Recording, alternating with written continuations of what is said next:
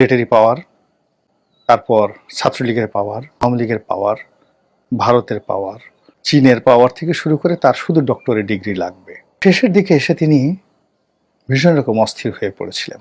তার স্পষ্টতই দুই নৌকায় দুটো পা ছিল, একটা ভারতের দিকে এবং আর একটা চীনের দিকে। এবং এখানে তিনি স্থির ছিলেন না। তার মন এবং মস্তিষ্ক এবং হৃদয় পশ্চিমা দুনিয়ায় ঘুরে বেড়াতো এবং কি করে আমেরিকার সাথে বন্ধুত্ব করা যায়, কি করে রাশিয়ার সাথে বন্ধুত্ব রক্ষা করা যায়, কি করে ফ্রান্সের সাথে বন্ধুত্ব করা যায়, এই বিষয়গুলো নিয়ে তিনি 3 ভাগে বিভক্ত হয়ে পড়েছিলেন। সে টানে তাকে সাড়া দিয়ে পতনের দ্বারপ্রান্তে তিনি চলে গিয়েছিলেন। একই অবস্থা এখন ডক্টর মোহাম্মদ ইউনূসের ক্ষেত্রেও আমরা দেখতে পাচ্ছি। তিনি প্রথমে সে খুব ভারত বিরোধী কথাবার্তা বললেন। আমরা তো মহা খুশি যে এইবার আমরা একজন যজ্ঞেশ্বরকে পেয়েছি, যিনি কিনা দিল্লির আধিপত্যবাদের বিরুদ্ধে এই প্রথম বাংলার সিংহাসনে বসে কণ্ঠ উঁচু করেছেন। সারা বাংলাদেশ হই হই রই রই করে বলল যে হ্যাঁ, বাপের বেটা হও তো ডক্টর ইউনূসের মতোই হতে হবে। কিন্তু কিছুদিন যেতে না যেতেই তিনি আবার সুর নরম করে ফেললেন। ইন্ডিয়ার সঙ্গে বন্ধুত্ব করার জন্য, সম্পর্ক রক্ষা করার জন্য তিনি তার দ্বারকে অবারিত করলেন। নরেন্দ্র মোদী সঙ্গে বৈঠক করার জন্য তিনি প্রাণান্ত চেষ্টা করলেন। ভারতের সঙ্গে কূটনৈতিক সম্পর্ক স্থাপনের জন্য তিনি জোর তদবির চালালেন। স্পষ্ট বলে দিল যে একটি নির্বাচিত সরকারের জন্য তারা অপেক্ষা করছে, এই সরকারের সঙ্গে তারা এর চেয়ে বেশি আগাবে না। ভারতীয় ভিসা বন্ধ রয়েছে। এই অবস্থাতে তিনি চীন যাচ্ছেন চীনের সঙ্গে সম্পর্ক করার জন্য, এবং চীন তাকে লুফে নিয়েছে। শোনা যাচ্ছে যে চীনের প্রেসিডেন্ট তাকে বহন করার জন্য আলাদা বিমান পাঠাবেন। নিয়তি যখন মানুষকে ডাকে, সে মানুষ যতই হাত রাখ না কেন, সে কিন্তু কুলকিনারা পায় না। এখন বিভিন্ন কারণে ডক্টর মোহাম্মদ ইউনূসের পায়ের নিচ থেকে মাটি চলে গেছে। এখন চীন তো দূরের কথা, 1000 চীন চেষ্টা করলেও তাকে হেফাজত করতে পারবে না, তাকে রক্ষা করতে পারবে না, কিংবা তার সরকারের জন্য কোনো ইতিবাচক সিদ্ধান্ত দিতে পারবে না।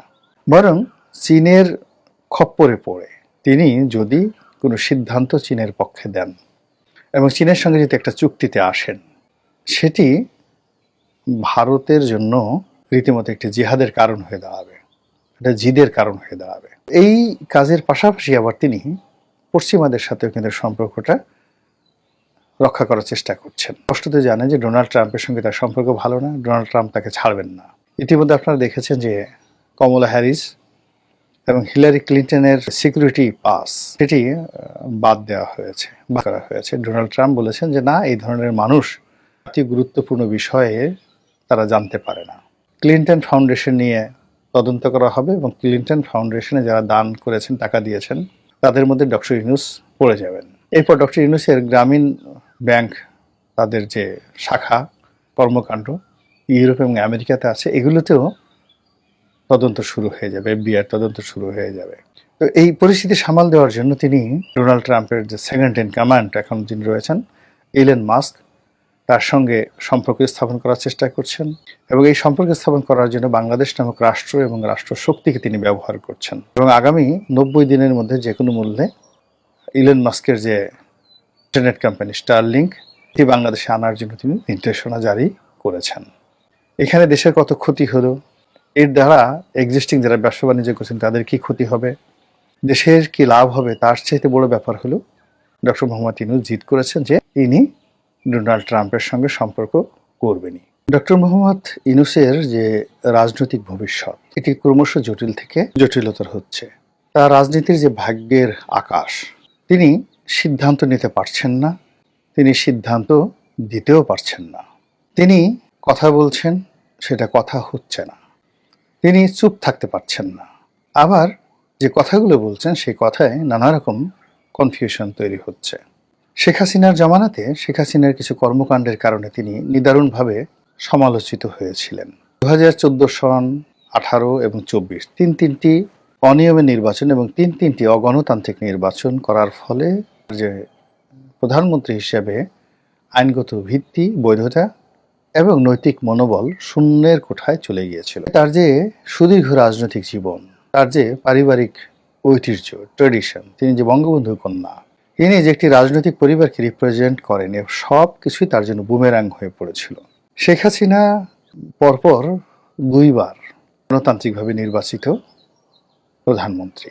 1996 সনে এবং 2008 সনে। যে এই বিরাট সফলতা এবং ওই দুই সময়টাতে তিনি যে উল্লেখযোগ্য কর্মকাণ্ডগুলো করেছেন সবই এসে 14 সনের পর এমন হয়ে গেল যে তিনি যা বলেন তা নিয়ে হাসাহাসি হয়। তাহাজ্জুদ নামাজ পড়েন, হাসাহাসি হয়। তার তসবিহ নিয়ে হাসাহাসি হয়। তিনি কাঁঠাল দিয়ে বার্গার তৈরির কথা বলেন, এজন্য তার নাম হয়ে যায় কাঁঠাল রানী। তিনি তেল ছাড়া রান্না করেন, পেঁয়াজ ছাড়া রান্না করেন। জিনিসগুলো প্রশংসার দাবি রাখত যদি অন্য সময় হতো। তার যে আইনগত বৈধতা এবং ভিত্তি হারিয়ে ফেলেছেন, যা কিছু করতেন সবই মানুষ ট্রল করত। তার পোশাক নিয়ে, তার আশাক নিয়ে, তার কথা নিয়ে, তার চাহনি নিয়ে, সবকিছু নিয়ে। এই যে শেখ হাসিনা যখন এই জায়গাটাতে পৌঁছে গিয়েছিলেন, যখন তার সে আইনগত তার যে বৈধতা নেই এই জিনিসটি তিনি যখন বুঝে গিয়েছিলেন, তখন তিনি তার সেই বৈধতা এটাকে ধামাচাপা দেওয়ার জন্য তিনি শক্তি অর্জন করার চেষ্টা করেছেন, সর্বোচ্চ শক্তি। এভাবে তিনি আমেরিকান লবিকে কাজে লাগানোর চেষ্টা করছেন। তিনি ইম্মানুয়েল ম্যাক্রোর সঙ্গে তার ব্যক্তিগত সম্পর্ক এটাকেও কাজে লাগার চেষ্টা করছেন এবং তিনি ঘুরে বেড়াচ্ছেন রাজনীতির একটা নিরাপদ, এই রাজনীতি থেকে যেন তিনি নিরাপদে প্রস্থান করতে পারেন, সেফ এক্সিট যেন হয়, এই চেষ্টা তিনি করে যাচ্ছেন। তিনি কি এই যে দুই নৌকায় যে পা দিয়েছেন সেই নৌকার পা সরিয়ে এক নৌকায় দিবেন, নাকি কোনো নৌকায় পা দিবেন না, নাকি শেখ হাসিনার মতোই তিনি সব জায়গাতে বাতি জ্বালানোর চেষ্টা করবেন? মহান আল্লাহ আমাদের সবাইকে হেদায়েত দান করুন এবং হেফাজত করুন।